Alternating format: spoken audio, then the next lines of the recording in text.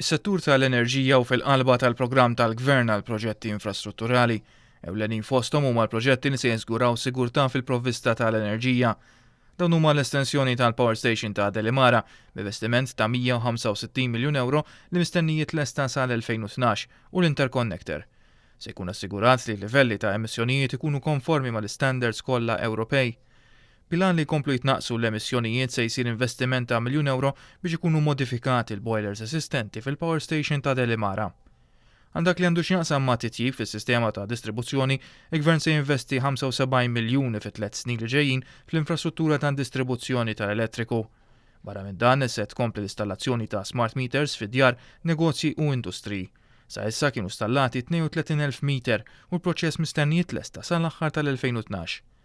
L-ambjent jibqa' priorità ewlenija u għal dan il-għan, il-Gvern se jinvesti 60 miljun euro għal proġett tal-impjant ta' drenaġġ f'ta' Barkat u mistennijiet lesta sal-aħħar ta' din is-sena. Se titlesta wkoll il-pumping station ġewwa l-Arb biex bekk mis-sena d-dieħla id-drenaġġ kollu ġenerat f'pajjiżna se jkun trattat. Qed jitkompla wkoll ix-xogħol relatat mal-proġett nazzjonali biex jittaffew il-problemi tal-arar.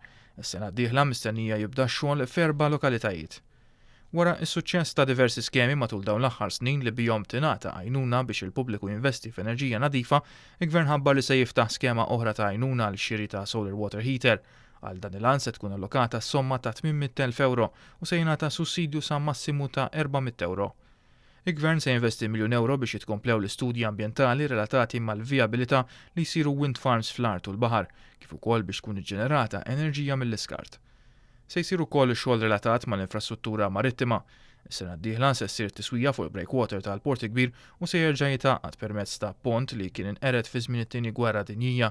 Bil-għan li tkompli tkun sostnuta l-industrija tal-cruise liners se jsir investiment ta' kważi 11 miljun euro biex isir xogħol fuq Deepwater Quay u faċilitajiet oħra l-cruise liners max-xtut tal-Belt u l-Isla.